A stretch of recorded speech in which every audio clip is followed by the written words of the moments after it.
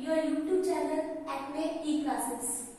Last section में हम पढ़ चुके हैं कि सेंट्रल प्रॉब्लम ऑफ इकोनॉमिक्स क्या होता है। उसके बाद हमने पढ़ा था प्रोडक्शन पॉसिबिलिटी कर्व क्या है। जो आज हम पढ़ेंगे वो क्या है, अपॉर्चुनिटी कॉस्ट।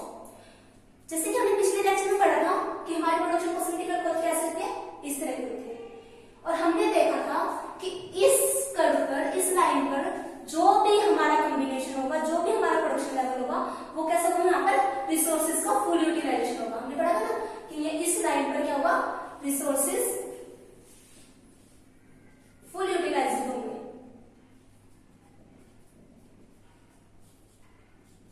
जैसे कि हम मान के चलते हैं, अगर हम यहाँ पर ई पॉइंट पर हैं और हमारे पास कितने रुपए हैं, हमारे पास 10 लाख रुपए हैं, हमारे पास रिसोर्सेज है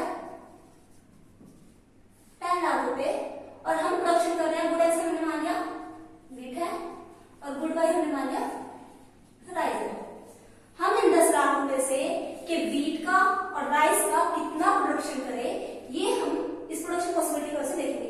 अगर हम मान लेते हैं कि हम इस ई पॉइंट पर है, ई पॉइंट का मतलब क्या हुआ कि जो हमारे लिए 10 लाख रुपए जो हमारे पास रिसोर्सेज है, हम इनका पूरा का पूरा यूटिलाइजेशन कर रहे हैं। मतलब इन 10 लाख रुपए से हम मान लेते हैं कि 10 यूनिट्स तो हम किसी राइस की खरीद रहे हैं और 8 यूनिट्स हम व्हीट की लेते हैं।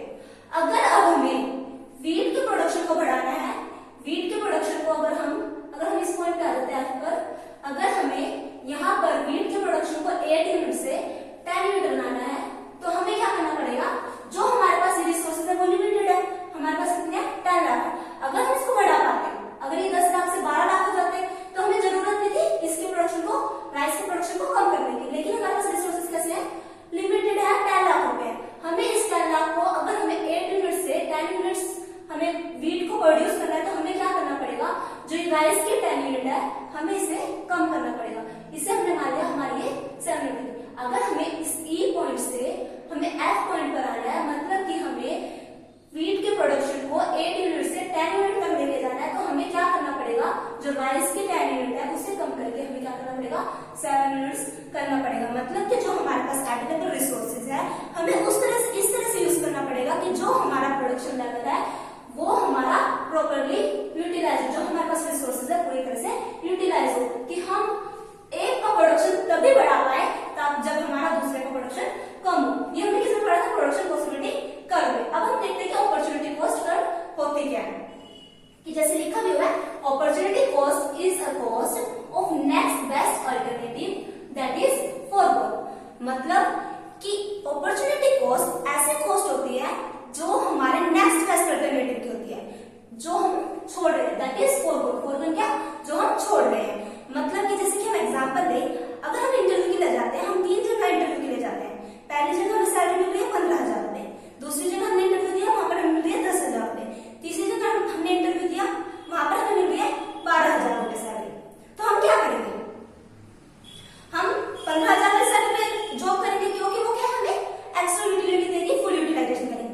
लेकिन उस 15,000 की जो जॉब है उसे हमें गेन करने के लिए हमने किसको छोड़ा, उससे बेस्ट अल्टरनेटिव क्या था हमारे पास, 12,000 वाली जॉब, क्योंकि हमारे पास 3 जॉब थी। एक पे हमें मिल रही थी 10,000 रुपए सैलरी, दूसरे में मिल रही थी हमें 15,000 रुपए सैलरी, और तीसरे में मिल रही थी 12,000 सैलरी। तो हमने क्या किया, हम करेंगे 15,000 वाली सैलरी, लेकिन हमने छोड़ी क्या, अगर हम ये 15,000 वाली सैलरी का जॉब ना करते तो हम कौन सी करते, ये 12,000 वाली सैलरी वाली।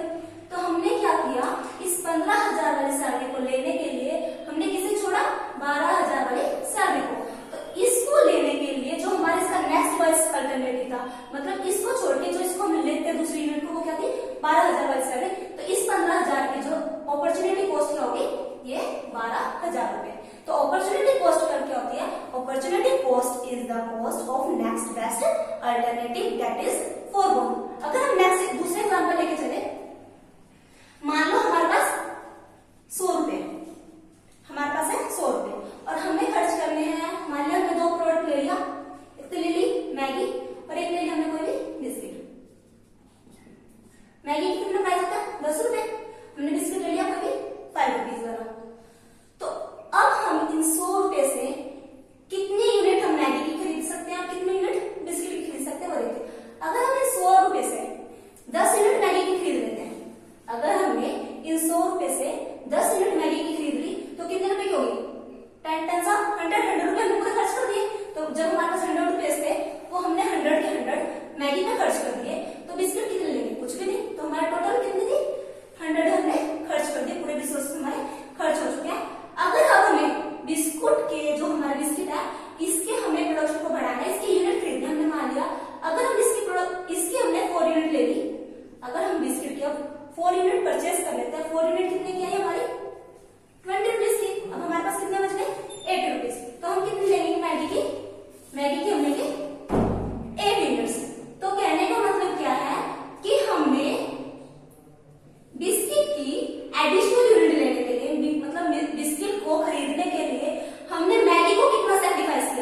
मैगी की हमने कितनी यूनिट सेक्रीफाइस की, हमने यहाँ पे 2 यूनिट सेक्रीफाइस की ना, 4 यूनिट बिस्किट की लेने के लिए हमने 2 यूनिट्स मैगी की सेक्रीफाइस की।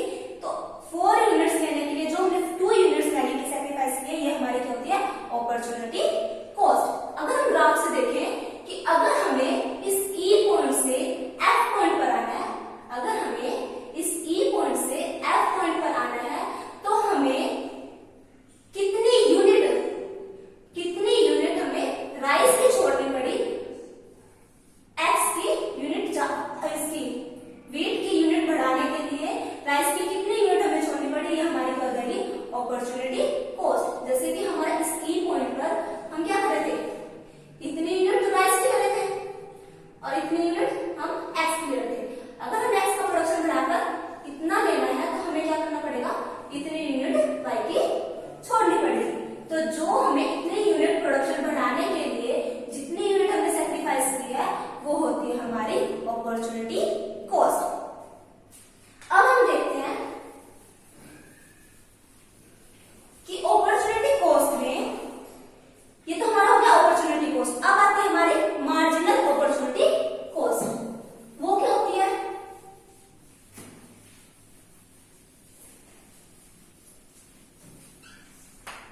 अब आती है मार्जिनल अपॉर्चुनिटी कॉस्ट।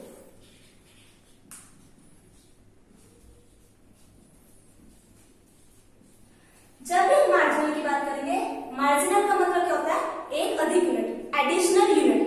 मार्जिनल होता है ना एडिशनल, तो वही होता है मार्जिनल, क्या हुआ, additional unit. Marginal opportunity cost क्या कहते हैं कि एक चीज की एडिशनल यूनिट लेने के लिए हमें दूसरी चीज की कितनी यूनिट सेक्रीफाइस करनी पड़ेगी। कि हमें 2 गुड है हमारे पास, गुड एक्स और गुड वाई, कि गुड एक्स की एक एक्स्ट्रा यूनिट लेने के लिए हमें वाई की कितनी यूनिट सेक्रीफाइस की, ये हमारा क्या होता है, मार्जिनल अपॉर्चुनिटी कॉस्ट। तो मार्जिनल अपॉर्चुनिटी कॉस्ट को कैसे डिफाइन करते हैं, it is the cost of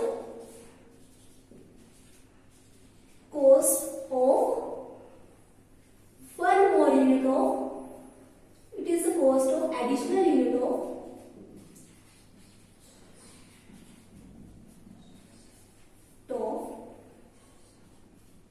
good x in respect to good y।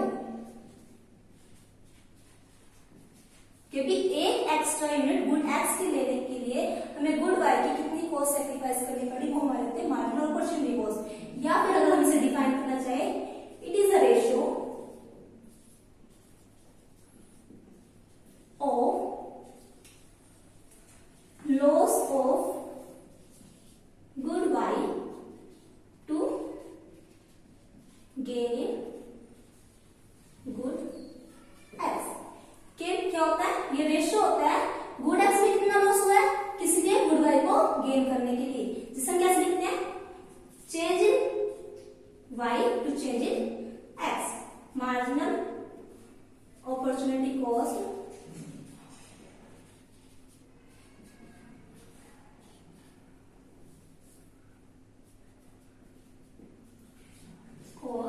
is equal to change in y divided by change in x। Change in y ये होता है हमारे side change का, तो क्या होता है, change in y to change in x। और y में क्या होता है, लॉस, तो हम क्या कैसे लिखेंगे, माइनस। ये माइनस क्यों आता है, क्योंकि हमारा क्या होता है y में loss, y minus change in y divide by change in x। मतलब कि हमने x के यूनिट को बढ़ाने के लिए y के यूनिट को कितना सेक्रीफाइस किया, वो हमारा होता है मार्जिनल अपॉर्चुनिटी कॉस्ट। अगर हम डायग्राम से देखें तो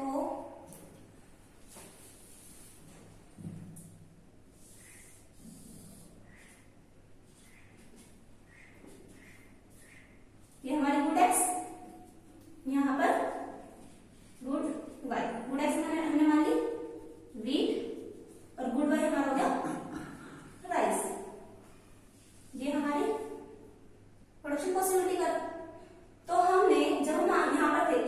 पर हम कितना ले रहे थे, मान लिया ये हमारा है ए पॉइंट, ये बी पॉइंट, हम कितने यूनिट ले रहे थे, ओ ए यूनिट एक्स की ले रहे थे और ओ बी यूनिट वाई की ले रहे थे। लेकिन अगर हमें एफ पॉइंट पर जाना है तो हमें क्या करना पड़ेगा, अब हम कितना, अब किस पॉइंट पर आ गए, ये ए डैश, ये बी डैश, हम ओ बी से कहां पर चले गए, ओ बी डैश पे, मतलब हमने प्रोडक्शन कितना बढ़ा दिया इसका, बी बी डैश, और हमें लॉस कितना हुआ वाई में, ए डैश। तो जो ये वाला पोर्शन है हमारा, ये हमारा क्या दिखाता है, मार्जिनल, ये वाला पोर्शन होता है अपॉर्चुनिटी कॉस्ट। लेकिन जो ये रेशियो है कि भी इसमें हमारा कितना चेंज आया, ए माइनस ए डैश, कि इतना चेंज करने पर हमें कितना हुआ,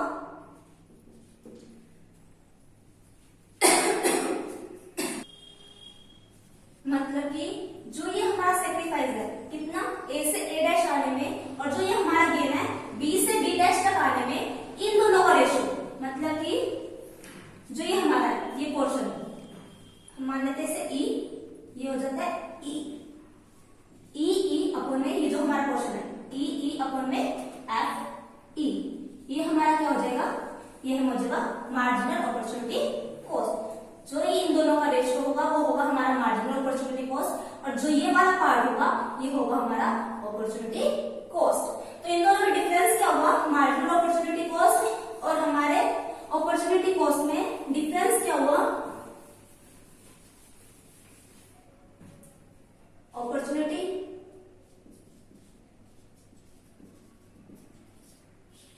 कॉस्ट और मार्जिनल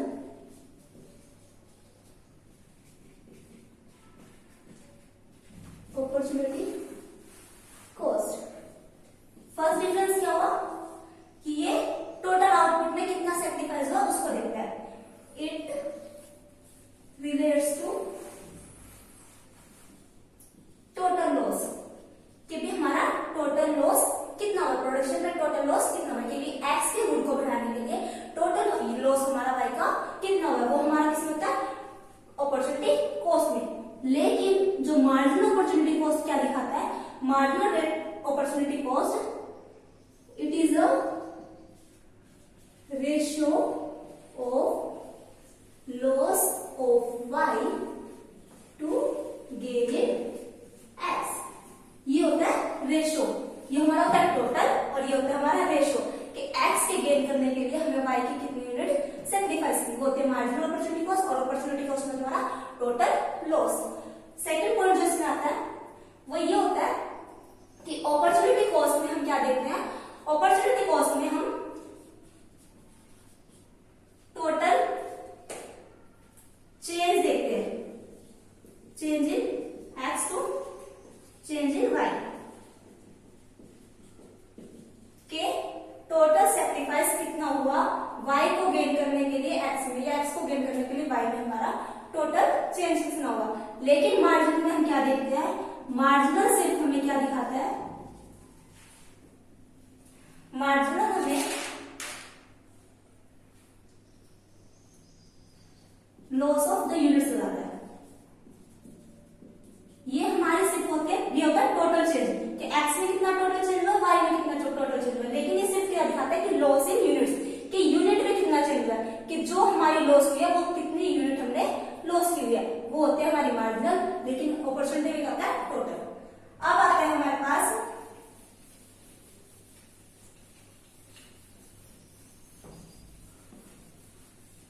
दो क्वेश्चन हमारे पास यहाँ पर अराइज होते हैं जो आपसे बहुत बार पूछे भी जाते हैं। उनमें फर्स्ट क्वेश्चन आपके पास आता है कि why the PPC slopes downward.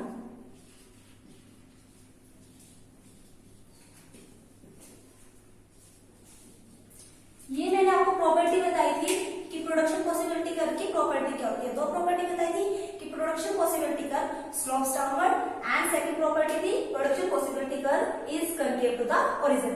तो आज हम इसका रीजन देखते हैं कि why the production possibility curve slopes downward. देखो हमने देखा था कि हमारा गुड एक्स है, ये हमारा वीट और गुड बाय मान लिया rice.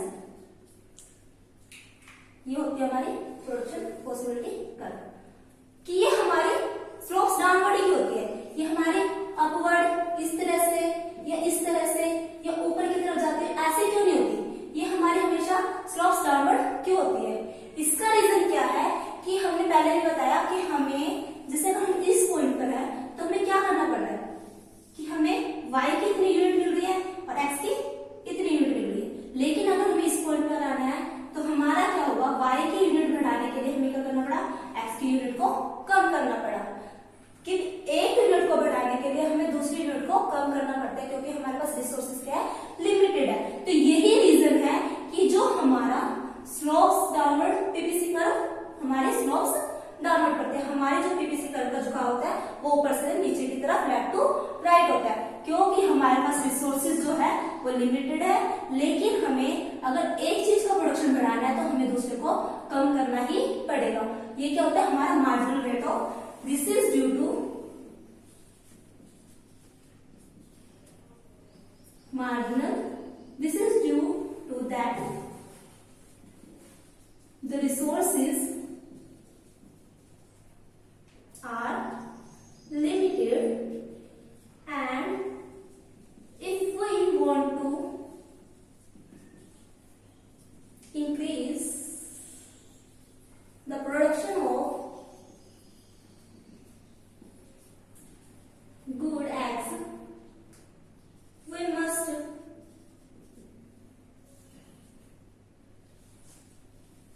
decrease the units of Y। कि हमें अगर X के प्रोडक्शन को बढ़ाना है तो Y के प्रोडक्शन को कम करना ही पड़ेगा। तो वो होता भी क्या है, it is called as marginal rate of transformation या फिर मार्जिनल अपॉर्चुनिटी कॉस्ट।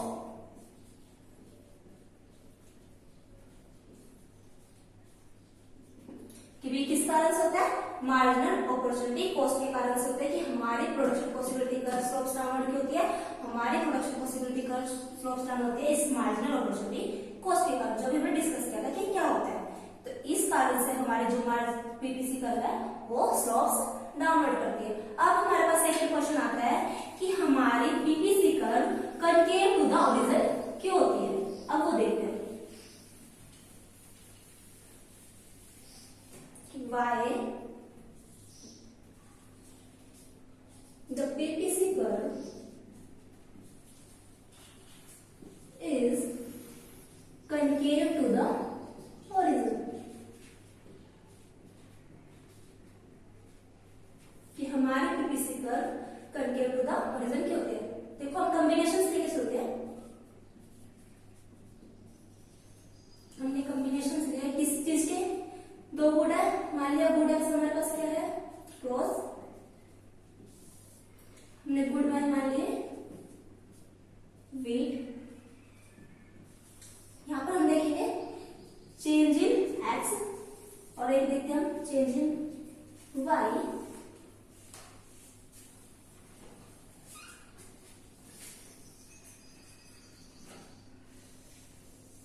और एक देखेंगे हम मार्जिनल रेट ऑफ ट्रांसफॉर्मेशन या मार्जिनल अपॉर्चुनिटी कॉस्ट। देखो हमने कॉम्बिनेशन लिया, हम 5 कॉम्बिनेशन लेते हैं A B C D and E, ठीक है।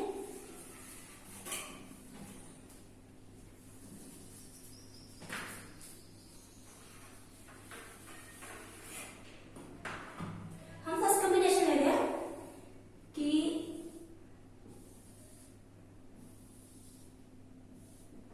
हमने क्या किया, हमने ए की मतलब क्रॉस की हमने किया क्या किया 100 यूनिट्स ऑफ क्रॉस बनाए, लेकिन वीट हमने बिल्कुल भी नहीं बनाए।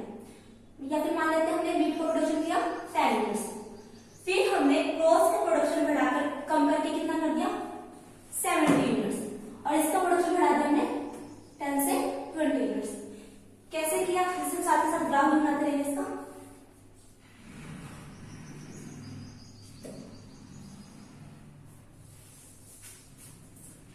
देखो हमने क्या किया, हमारे पास क्रॉस हमने प्रोडक्शन किया 100 यूनिट्स और फिर हमने वीट का प्रोडक्शन कितना करे थे उस टाइम 10 यूनिट्स। हमने अगर वीट का प्रोडक्शन 10 से 20 करना है तो हमें क्या करना पड़ेगा, क्रॉस की फैक्ट्री में जो भी हमारा, जो मतलब हम पहले क्या करेंगे, इन दोनों वीट में और क्रॉस में जो रिसोर्सेज, जो उनको प्रोड्यूस करने वाले रिसोर्सेज है, जो सिमिलर रिसोर्सेज है, पहले हम उन्हें निकालेंगे। उन्हें निकाला, हमें क्या करना था, इसका प्रोडक्शन बनाना था, तो इसमें से वो रिसोर्सेज निकाले जो दोनों में कॉमन थे और किसमें लगा दिए, हमने वीट के प्रोडक्शन में लगा दिए। तो अब हमारा ये 10 से बढ़कर 20 हो गया और इसका प्रोडक्शन 100 से लेके 70 हो गया। लेकिन अब फिर हमें इसका 10 से 20 से 20 से हमें करना है 30 यूनिट्स। अब हमें दोबारा से वीट का प्रोडक्शन कितना करना है, 20 से 30 यूनिट। तो हमें क्या करना पड़ेगा, अब हमने जो सिमिलर रिसोर्सेज थे वो तो निकाल दिए, अब हमें क्या करना पड़ेगा, अब जो इसमें रिसोर्सेज लगे हुए हैं जैसे कि मशीन वगैरह जो कि क्रॉस में बनाने में काम आती है, हमें वो निकालनी पड़ेगी और फिर हमें क्या करना पड़ेगा, उनको बेचना पड़ेगा। उनके बेचने से जो पैसे आएंगे उन्हें हमें वीट की मशीन खरीदने में लगाना पड़ेगा, बीज वगैरह खरीदने में हमें फिर लगाना पड़ेगा। तो अब हमें क्या करना पड़ेगा, अब यहाँ पर हमें ज्यादा सैक्रिफाइस करना पड़ेगा।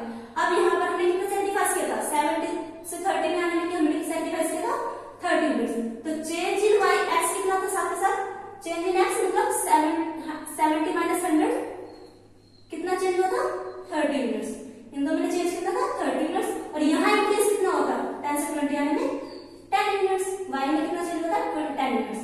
अगर अब फिर हमें इसको बढ़ाया है, 20 से 30 किया है, तो अब हमें कितना सैक्रिफाइस करना पड़ेगा, यहाँ पर हमें सैक्रिफाइस करना पड़ेगा 40 यूनिट्स का। 40 यूनिट्स मतलब कि हमें यहाँ पर प्रोडक्शन कितना करना पड़ेगा, 30 यूनिट्स का।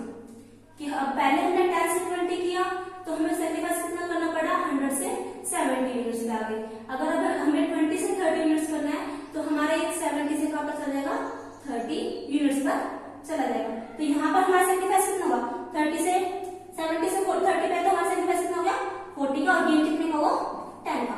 तो हमने देखा जैसे जैसे हमारा प्रोडक्शन, जैसे जैसे हम गेन ज्यादा करने लगते हैं, हमें सैक्रिफाइस भी हमारा ज्यादा होने लगता है। तो यही रीजन है कि जब हम इस पॉइंट पर थे तो हमें, जब हम इस पॉइंट से इस पॉइंट पर आए तो देखो हमारा सैक्रिफाइस ज्यादा है लेकिन हमारा गेन कितना है, कम है। ये देखो सैक्रिफाइस कितना है, ज्यादा है और हमारा गेन कम है। अगर हम इस पॉइंट से इस पॉइंट पे आते हैं तो हमारा फिर से सैक्रिफाइस ज्यादा है लेकिन गेन कितना है, कम। ये सैक्रिफाइस वाला पोर्शन ज्यादा है ना और ये गेन वाला कम।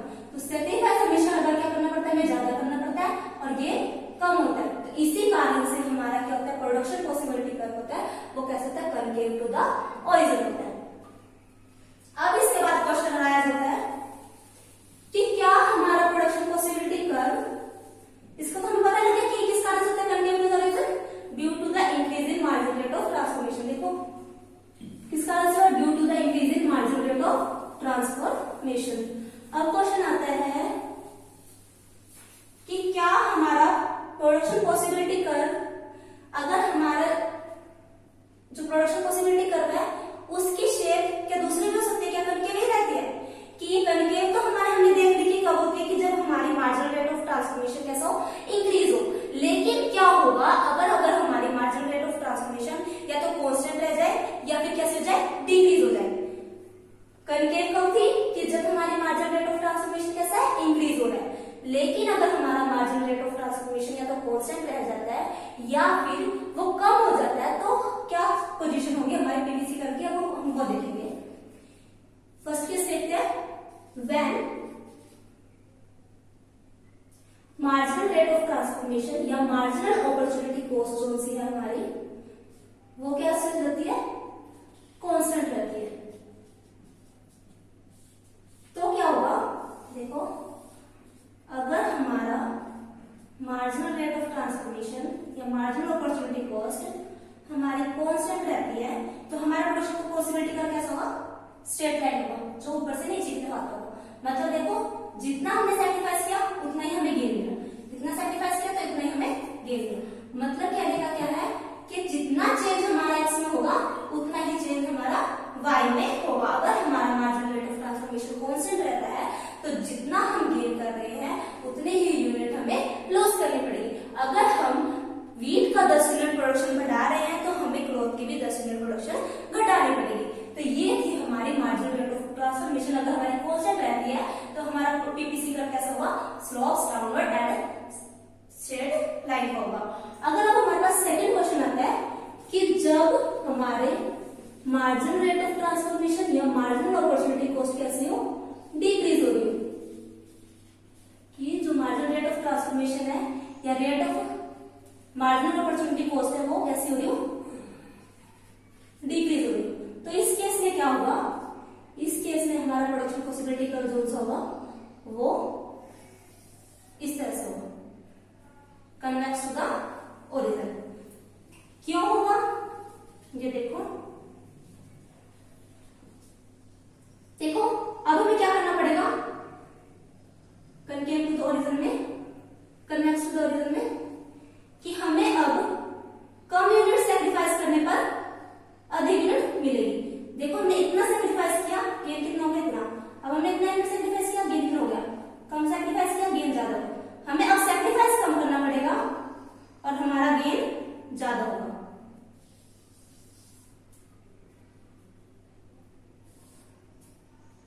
सेक्रीफाइस कम, गेन ज्यादा, सेक्रीफाइस कम, गेन ज्यादा, सेक्रीफाइस कम, गेन ज्यादा। ये देखो कम सेक्रीफाइस कर रहे हैं, गेन कितना हो रहा है, ज्यादा हो रहा है। अब हमने कम सेक्रीफाइस किया, गेन हमें ज्यादा हो। तो जब हमारा marginal rate of transformation decrease हो रहा होगा तो हमारा पीपीसी का कैसा होगा, कन्वेक्स टू द ओरिजिन होगा।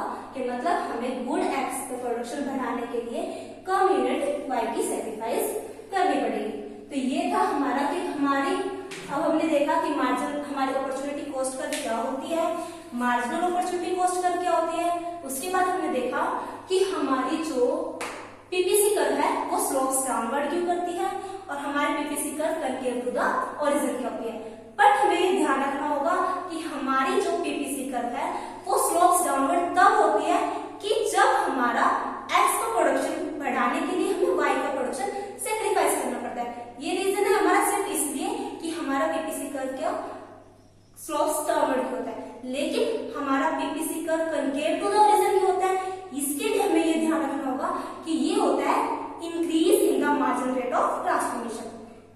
कि भी हमारा डाउनवर्ड के लिए रीजन है सिर्फ मार्जिनल रेट ऑफ ट्रांसफॉर्मेशन, लेकिन कनकेव टू द ओरिजिन के लिए रीजन है इंक्रीज इन